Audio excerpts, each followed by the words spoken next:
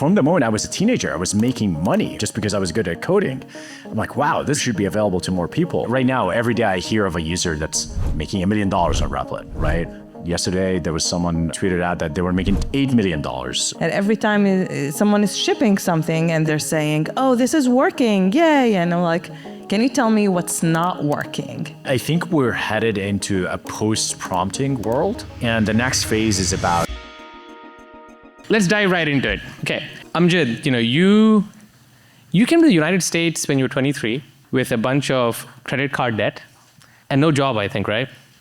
No, I had an offer from Code Academy at the time, yeah. Oh, you did have an offer? Yes. Okay, well, but no job. So, it's technically accurate. One of the things that, I think is super hard at the -1 stage, and frankly, even at the early stages, is everyone talks in Silicon Valley about how persistence, resilience, grit is a feature, right? But there's a fine line between being incredibly kind of like stubborn and also kind of like sometimes being like, this idea is just not that good. So how have you thought about that? It's kind of taken you 9 years. I mean, everybody thinks about Replit today as an incredibly successful company, but it's taken you 9 years to get there. Well, more than that, right? Like when I came to the United States, Replit was already kind of a side project. It was an open source side project. So 20 years. But the story on the credit card debt is interesting. So I had this job offer from Code Academy, but I didn't have any money to get to the United States. On my way out of Jordan, I had an O1 visa. No one had heard of O1 visas at the time. Right now, they're so easy, but at the time, it was hard. The airport, they stopped me. They're like, this visa is like, what is this visa? It's some kind of scam. It's like, no, it's like a work visa. They're like, no, you have to buy a return ticket because it's not an immigrant visa. And they made me buy that. So that was all my money. And I got there, and the founders of Code Academy were like 20 years old, and like I was their first employee. And so I got there, I didn't have any money, and they were like out in Silicon Valley fundraising. So I'm here in New York, literally on my own, don't have any money. I had this credit card that I started back in Jordan. And I understood how credit card worked. I thought I had some money in it. I thought it would work like a debit card. And so the more I swiped it, I saw that I was looking at the balance. I understood that the negative balance. It's giving money to me. Yeah, it's like, and so it got so bad. I think I racked up like $15,000, $20,000. And my father calls me one day, and he's like, "The police is looking for you." Back in Jordan. It's like, why? It's like you defaulted on your debt, and then eventually I paid it off, but. In terms of like just the idea, I mean, part of it could be insane. Like you could definitely be insane and like be going after an idea for 15 years and like not succeed. I mean, there's so many stories of entrepreneurs.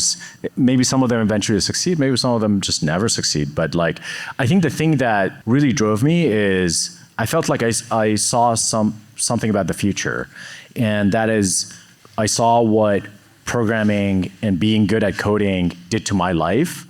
To our life, changed how like grew up from, you came from a very humble background.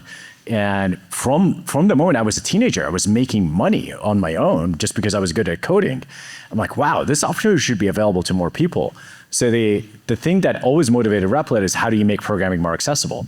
And if you make programming more accessible, that's an incredibly valuable thing because people can make money, can get jobs, and so surely you can find a way to like monetize it, get value out of it. I just didn't know how, and that took a lot of different paths. And the thing about Replit, even 10 years ago, we've always had success stories.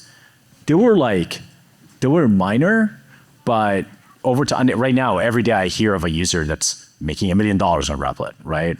Yesterday, there was someone that tweeted out that they were making $8 million, solo entrepreneur, which is amazing. But even back then, it was like someone was like, oh, I learned to code a little bit on Replit. I'm like a fitness instructor.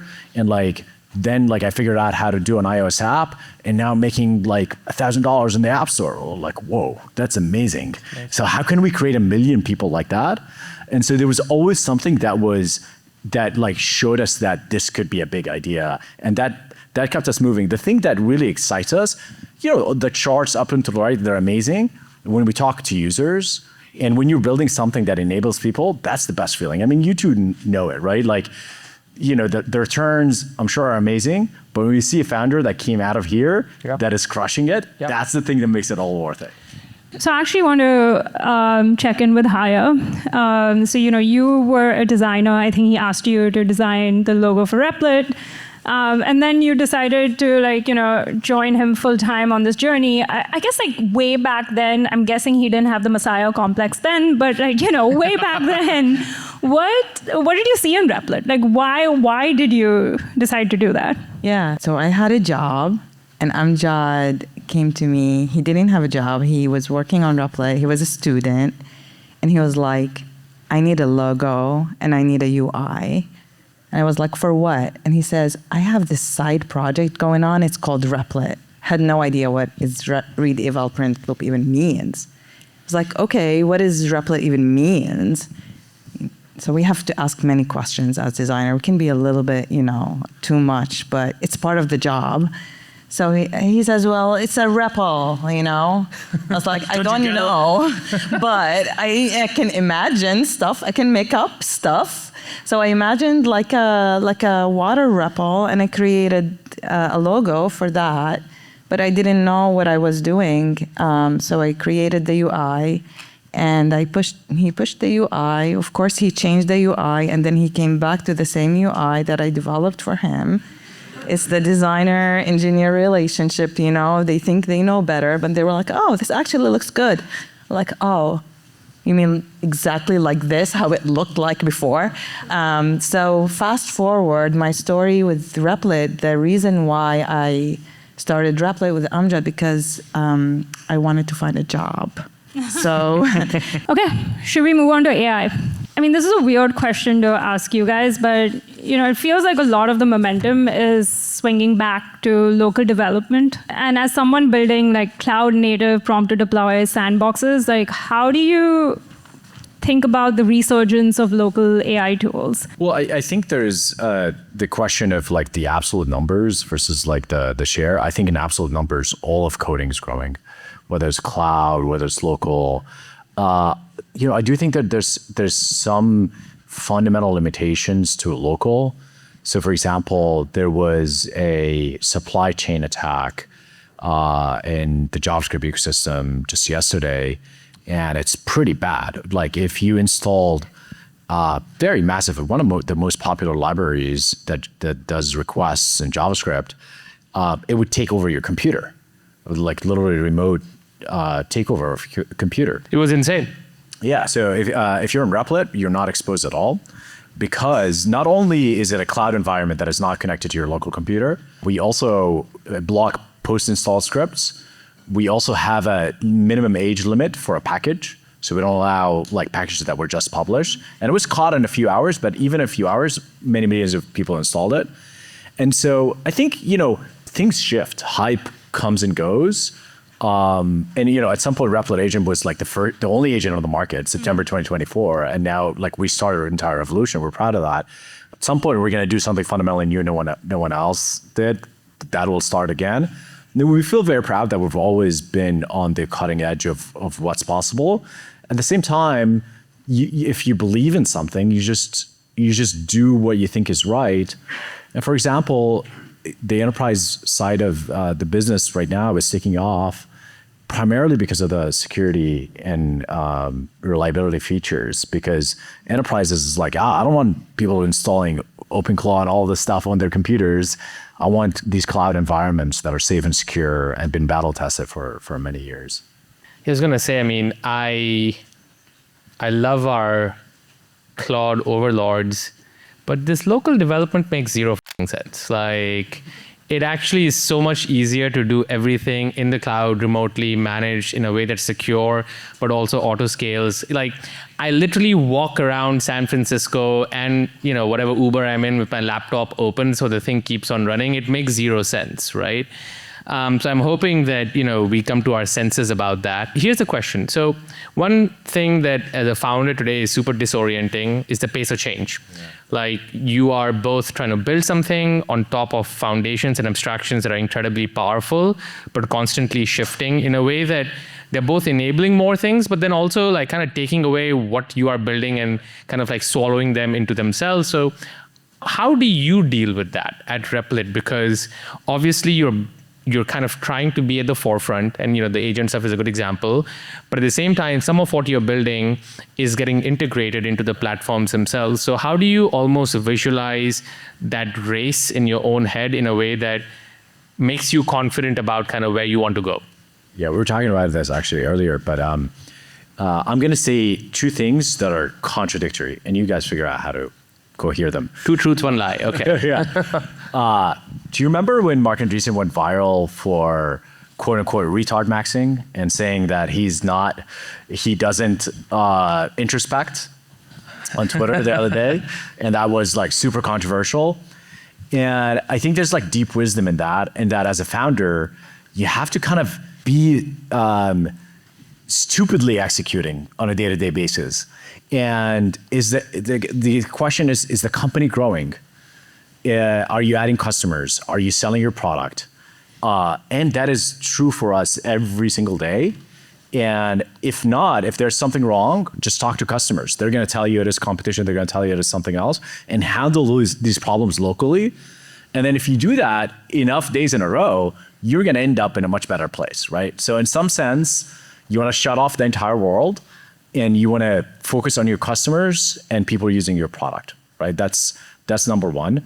Number two, that is totally opposite, is every now and then try to predict where the future is headed and try to predict your place in it, right? Like, I think actually predicting the future is much easier than most people think. Like, my TED AI talk 2023, I came up and said, software is going to be solved in the next couple of years. Here's what software development looks like.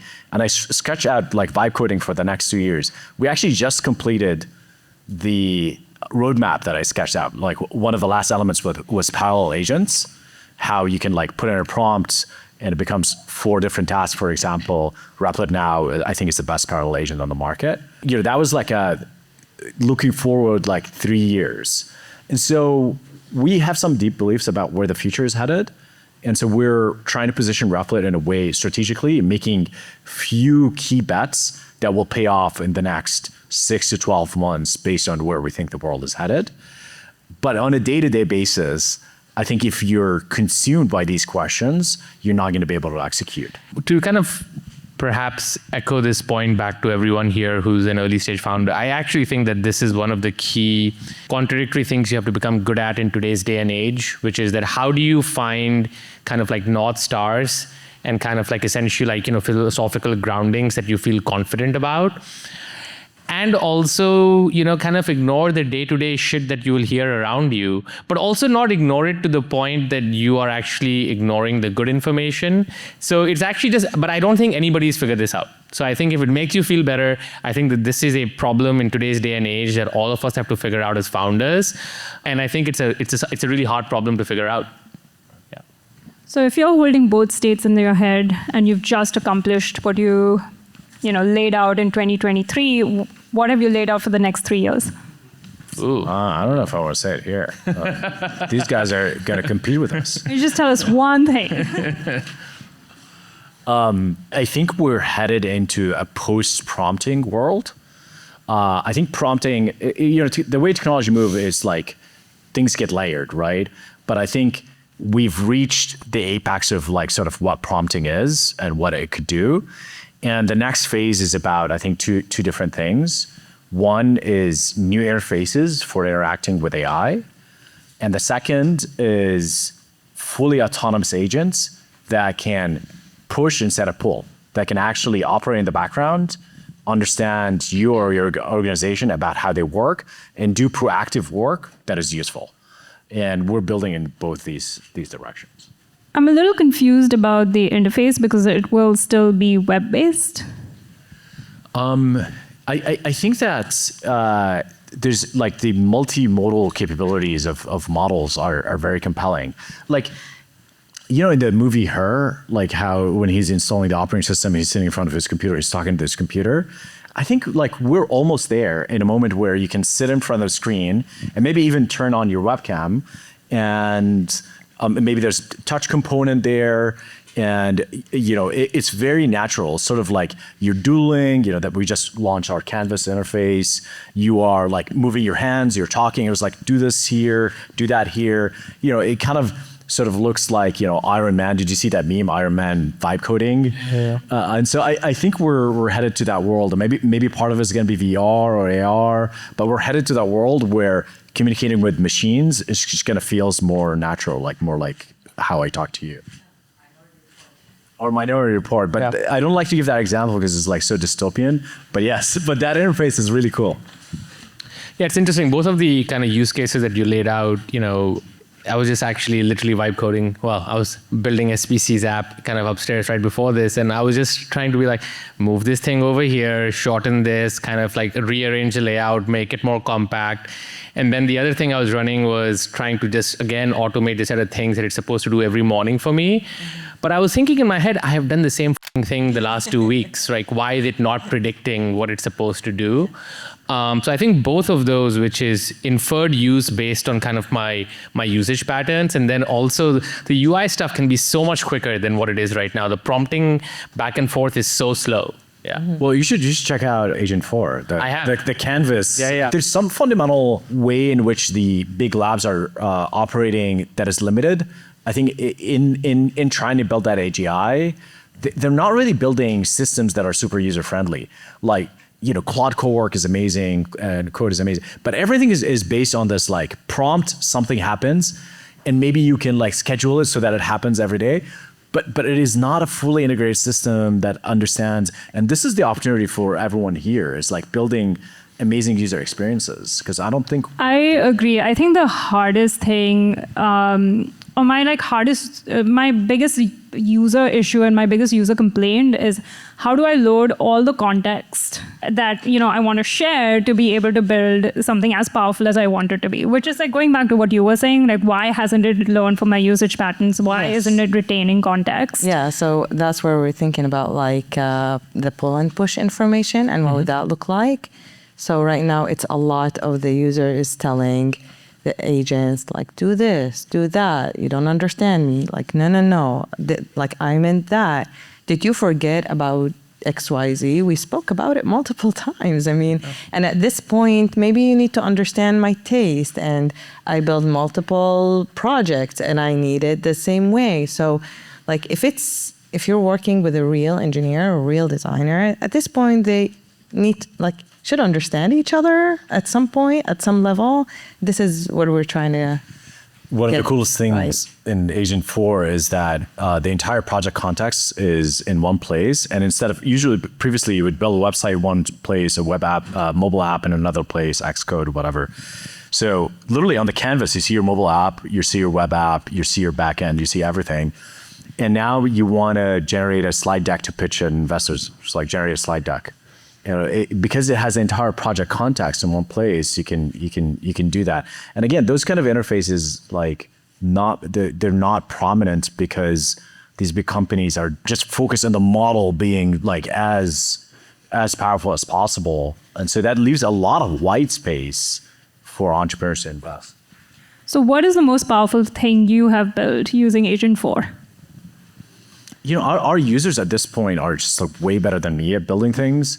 I'll tell you one thing that really blown my mind recently. I did a shoulder surgery and had a physical therapist, and she always had she kind of specializes in fascia therapy. Not many people know how to do it. It has this trigger point component. And she tracks your progress every time you see her, like lift up your hand, what is your range of motion, things like that. She always talked about this idea of like, I want to be able to track that. I want to be able to, take a 3D scan of your body and allow you at home to kind of do these exercises, give you feedback on them, track your movement, all of that. I would tell her to check out Replit every now and then I was like, most of the time it didn't work out, but like in the past few months, they actually built an amazing app where as part of the onboarding, you take a few pictures of yourself, it creates a 3D She built it herself. Yeah. Wow, that's amazing. 3D scan of your body. And they were working with offshore developers and they created like a mess for them. And now they restarted everything on Replit and it's just working. Wow. And it's like a healthcare app, but it's like a delightful user experience.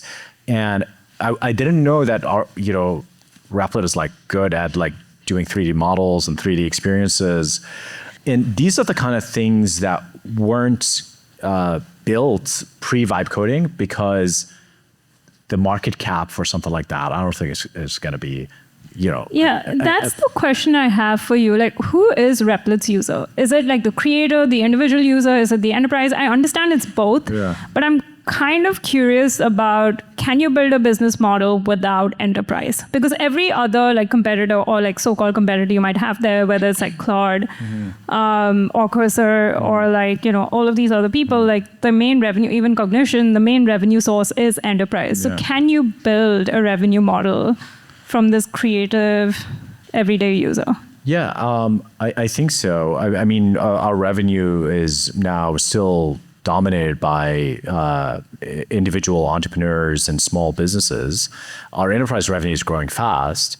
I'll tell you some of the enterprise use cases. But by the way, I don't think these personas are that different. In that, I think what Replit unlocks today is I am a domain expert. I'm not a programmer. I know how to create value in the world. But previously, I didn't have the tools to do that. So outside the enterprise, it is this doctor that has deep domain knowledge in a very niche subject where some subpopulation of the world are interested in an app for that. She can create that. That previously wasn't created, because if you're tech bro in Silicon Valley, you're not interested in that, right? So now that gets created. In the enterprise, for example, one of our customers, Zillow, there's like a product manager that was managing the real estate agent team. They were responsible for lead routing and managing the real estate agents to kind of be able to close deals. And he always had ideas on how to increase conversions, but didn't have the engineering resources to do it. And he was able to do it, and he created millions of dollars of value of the company and became super popular in the company. He was sitting on board meetings and hanging out with the founders. That's entrepreneurship too, except it's inside the enterprise. So I think it's really the same type of user. The challenge for AI in general, broadly today, is that the concept of ICP is actually not very useful. Yeah. Because it's like, oh, I'm going after the product manager, that went to school to do X, Y, and Z. Instead, we're starting to think about traits. Like, what are the traits of the Replit user?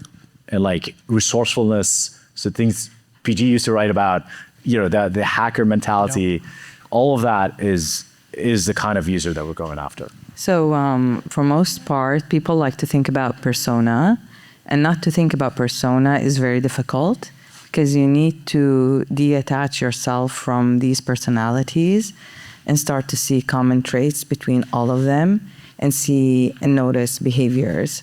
And what makes all of these people across, all of their domain and expertise, the behaviors are all the same, which is, I want to be heard, I want to do something, I notice a problem, and I want to do something about this problem now.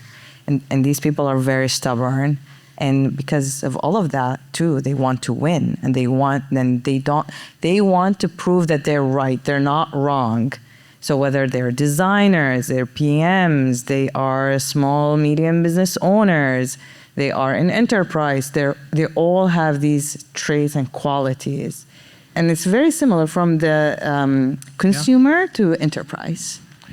I'm curious, Amjad, I mean, you and Haya have more than almost anyone kind of a front row window into the evolution of the models, and especially kind of the accelerating progress and capability of these models over the last 3 or 4 months, right? And I think that you're laying out a version of the world, which I subscribe to as well, which is that these models have seen, particularly kind of Claude has seen a tremendous kind of rate of increase in terms of capabilities starting December, January.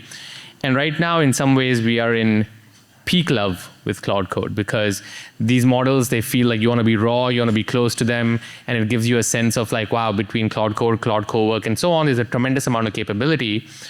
But pretty soon you're like, well, I kind of don't want 5 terminal windows running. I want something that's bunch more managed. I want different UI. I want more capabilities, right? I guess the first question is, what do you think changed in December?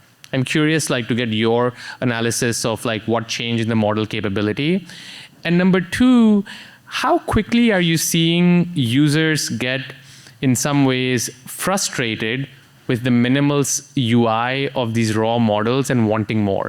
I think there are different phases of model improvements. Say 2021 or like 2020 to 2023, it was a pre-training era where you just put in a bunch of crap, really any kind of data, didn't matter. And you just have as much parameters as possible, and you grow this model, and it just keeps getting better. We have the scaling laws, and we thought we could. The simple word: more data, more parameters, everything was better. Yeah. Yeah, but then we hit a plateau, and the plateau for a bunch of reasons. One is like, there wasn't a lot of data left in the world. Another is like the training infrastructure got like a little too complicated for growing these models a lot more. And so we entered the sort of RL and thinking era. So like say 2024, 25, with starting with O1 and DeepSeek and all that, you had this moment of time where the training regime changed, and we entered this moment of you're doing reinforcement learning, and these models are getting more autonomous because not only the raw intelligence is improving, but they're staying coherent longer over time. I think the big unlock that happened just in like December, November, December, I think the coherence it just became almost indefinite. Interesting. Like Agent 3 was kind of the most autonomous agent in September 2025, and we struggled to make it run for an hour. Right now, if you have enough evaluation in the middle, if you have computer use or unit tests or whatever, really the models can run indefinitely. The other thing is like models also gained some self-consciousness almost. I think that's too much of a loaded word, but they started training on their own context window. So they actually also got really good at compression and really good at taking context and storing it into files and being able to search across these files and recollect the context based on the next tasks that you're going to do. And all these things culminating together created these different models. The other big thing, at least this is the rumor, is that it looks like the big labs have figured out how to scale pre-training again. Yeah. So I think we're going to enter another phase of scaling where we're going to see bigger and bigger models. So Opus is like a really big model. And I think they're going to get even bigger. And I think the reason token prices are not going down is because the models are getting bigger. Yeah. But it's sort of ebbs and flows, and you need to understand what stage we're sort of in. So I expect the raw capabilities to continue improving in the near future. That being said, I still feel that there's a lot of white space between the AGI providers and what the users want, and the kind of thing that is actually fun and exciting to use. That doesn't change. 100%. Like that's human, and humans don't change all that much. We're visual creatures. We'll always want to have visual feedback as opposed to like just pure terminal. Yeah, no, I strongly agree. And I think that, if you take the other side of that, if you're the kind of founder who believes that in an AGI world, there will not be that much for humans to do, well, then my real question is, why are you starting a company, right? Yeah, go shopping. Go shopping. Or go learn how to surf, I guess, yeah. That's what I'm doing, so you could believe that. Okay, perhaps, Ruchi, should we move on to company building beliefs? Yeah, I mean, Replit has a pretty fascinating internal company culture. Like, how many of you have heard about it?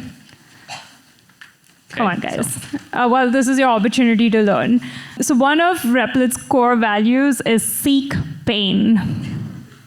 I cannot imagine putting up on my walls, seek pain. But like, where does that come from? And like, do you scare people away? Yeah. So I'm going to answer because this is mine, actually. I created it. Seek pain comes from curiosity when something is working or not working, and going deep and trying to understand what the hell is going on. It's really difficult to detach yourself from the work and not feel that it's personal. It's not personal. It's not about you. It's just work. And this is very difficult for people to go to. users or go to actually people and ask them, hey, can you use this thing? And, or like, can you let me know what, like, can you tell me how does this feel to you? And they tell you it suck. And like, you don't feel, like you're now demotivated. So it's such a skill to master that skill. Okay. So it's just like learning that, right? So, and then like there's the growth into it, and there's like a lot in seek pain and hard conversation, seek pain and understanding like what's going on in the product, seek pain is how can I get better in XYZ. So all of that is a principle that I take to heart, and I wanted to bring it to Replit. And every time someone is shipping something and they're celebrating, and it feels like a bubble that they're celebrating something and they're saying, oh, this is working, yay. And I'm like, can you tell me what's not working? So anytime anyone's celebrating in the company, I will be like, why are you happy? Yeah, it's like, what sucks about this? What suck? Can someone tell me what suck about it? Because if I know, I would be like more fulfilled, to be honest. I mean, Ruchi, you say you don't want to put this on the wall, but that describes you completely. It does. Like every time we have a victory lap about SPC, you kind of smack me down with like this 10 things that are not yet great about it. Or, I mean, you could be better. Could be better, exactly. Could be better. Can I add another layer into it? Please. It comes also from like discipline in the army. It's like when you are operating as a soldier, it's very important to just like keep going and showing up every single day. And like sometimes, feelings has its own time, but sometimes you just need to do what it needs to be done. Yep. Counterintuitively, seeking pain reduces pain, because I think most companies delay pain, and that accumulates over time, like a pivot that is really hard, or a conversation, or firing someone. Firing someone is always painful, and most people delay it, and becomes more painful over time. And so I think it actually, over the long term, just reduces pain. So one other thing, and this is especially relevant for our founders here, is that in the early days, Replit hired from like hackathons, very niche communities, indie game worlds. Where do you think elite talent still hides? Haya mentioned the army. Actually, a lot of our salespeople are like Marines and all sorts of. I'm mostly asking this because it's really difficult to hire people, and usually people tend to ignore these areas for recruiting. So army is one. If I'm being honest, the like awkward young sort of engineer, like a lot of companies still overlook them, and now there's this mindset around new grads that you don't need them or you don't want them. And I think there's a lot of amazing new grads that are coming up right now that there isn't a lot of demand on them. So I think you can find a lot of young people. I think it changes, right? It's sort of like Moneyball. If you haven't watched this movie, it's about a baseball team that assembles like the weirdest people that have some kind of value, but they're not in demand in the market. So every moment of time, it sort of changes. I do think that it's shifting to there's so much doom and gloom about younger new grads, new talents, that I think is probably a good place to go look. So when Aditya came to Replit to speak, I wish you were there, he spoke about hunger. Like people needs to be really hungry all the time to fit in the culture. That stuck with me so much. So I was like, how can we like create principles when we are interviewing people? Because I'm still in the top of the funnel. When a designer, we're interviewing them, they meet me first, right? Because I'm the most opinionated person. So where do we find them? They must use Replit. They are from the Replit community, and they need to be hungry. Great. And when okay, how do you measure hunger? And I'm like, okay, I kept thinking about that. It's like, do they have side projects? Are they actually opinionated about this AI world? Do they want to add impact in Replit? So that's a venue that we, and hackathons that we are partners with hackathons. So it's like, this is a really cool project. You should come join Replit. Yeah, for what it's worth, like my take is if you're trying to hire an engineer today for your startup, and that person cannot immediately pull up like 10 things that they have built over the last like just 2 weeks for their personal kind of like life, to optimize stuff, to look up, like it would be insane if you haven't done that, right? That demonstrates a fundamental lack of either hunger or curiosity, both of which are just like critical to kind of, I think, early stage kind of like, engineers. Here's a sort of a mispriced asset right now. Silicon Valley always sort of look down on consultants. I actually think consultants are very well set up for the AI age, because I think AI benefits the generalists, and who's the ultimate generalist is sort of like the consultant types. I'm skeptical, but I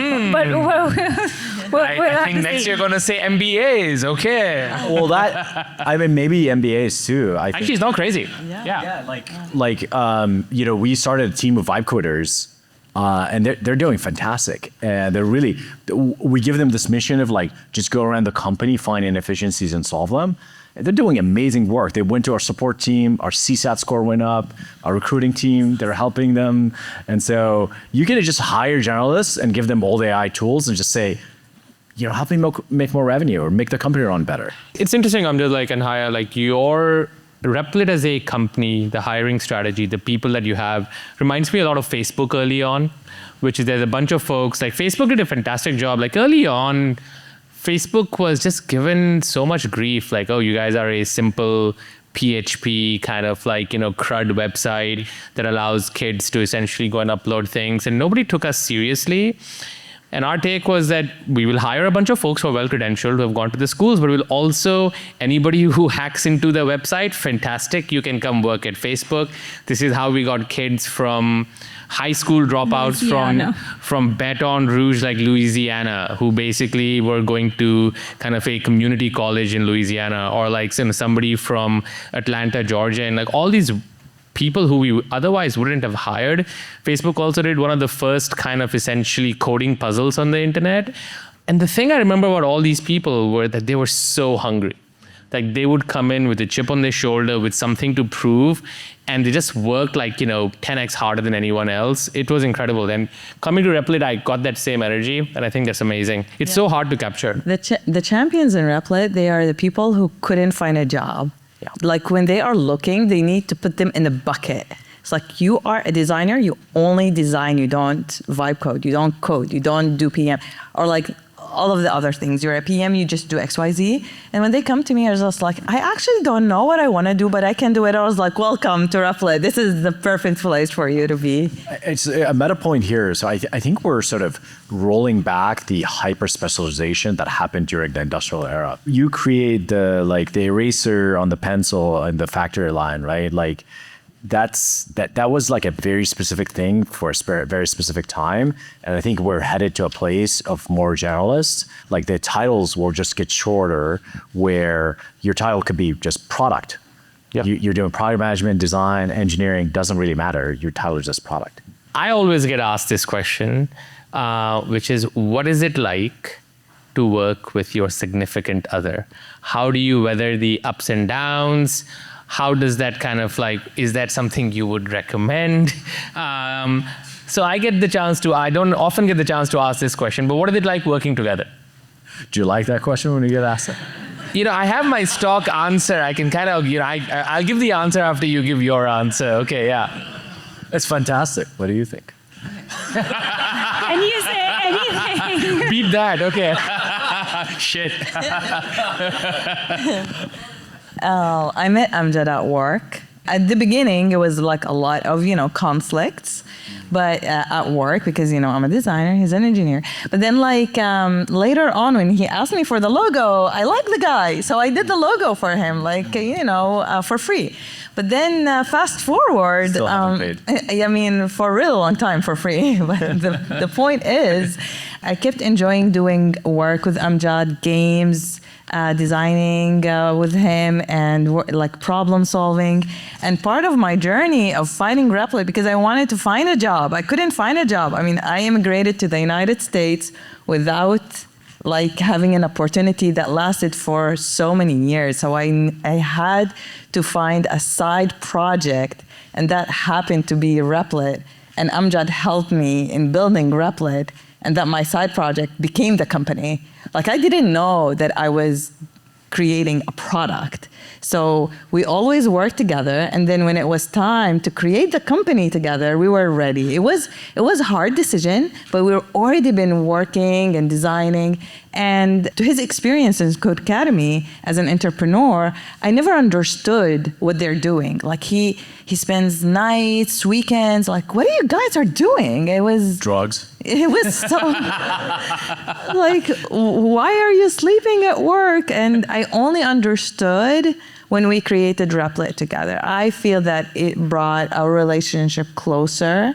And I like to do things with my family. I like to be with them at every single minute. I feel like life is too short.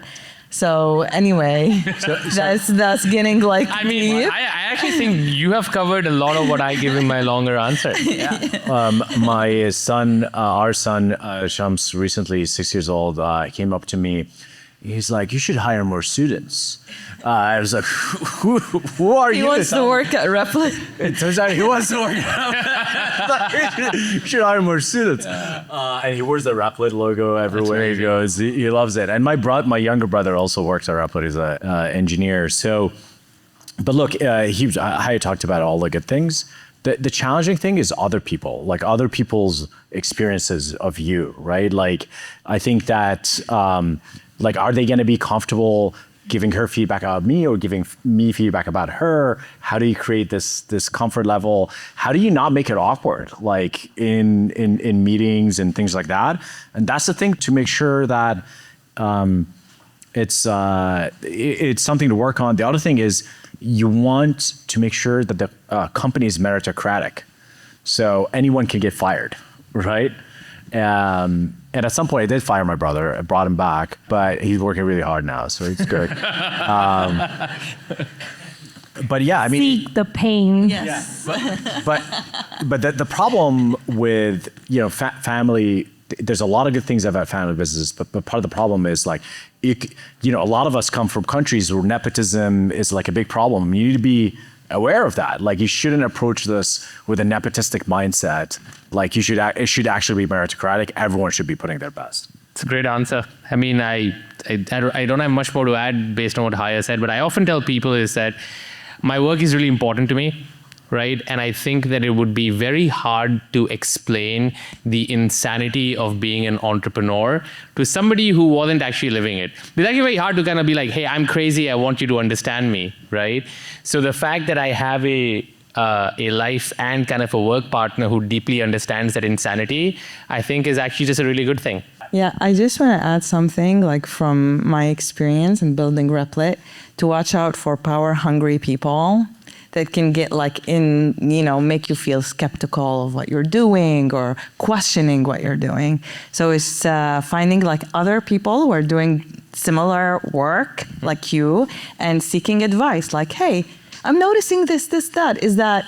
Am I crazy or am I not crazy? So like advice there, like this is something that we experienced, that we seeked advice, and it was super valuable.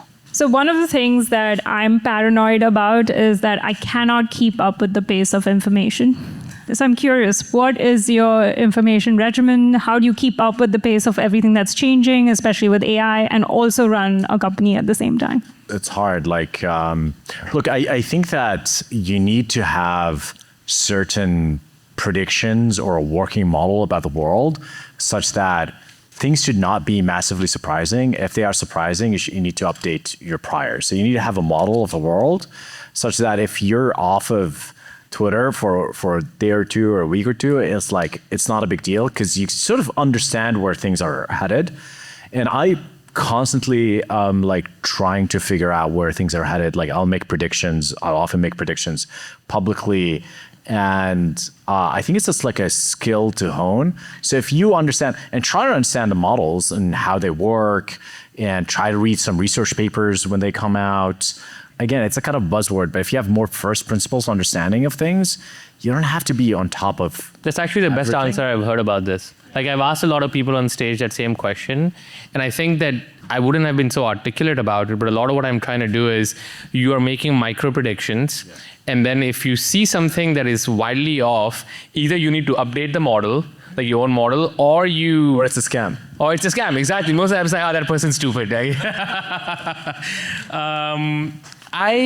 Go ahead. You have. I was going to open it up maybe after one more question. I mean, I do have a lot of questions, but we can open it up.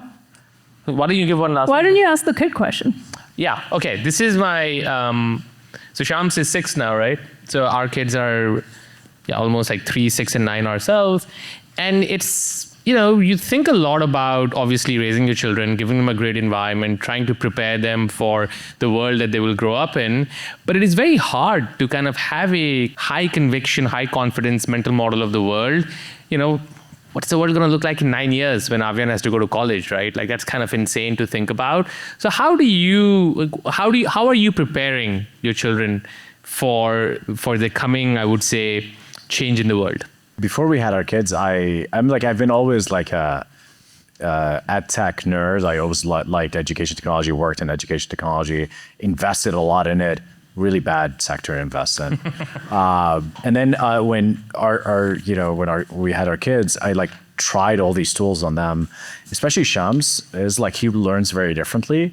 And it's sort of like, what is Mike Tyson's kind of quote where you have plans and then you get punched in the face. You get punched in the face. Everybody's got a strategy until they get punched in the face. Yeah, I feel like having kids is like getting punched in the face by reality constantly.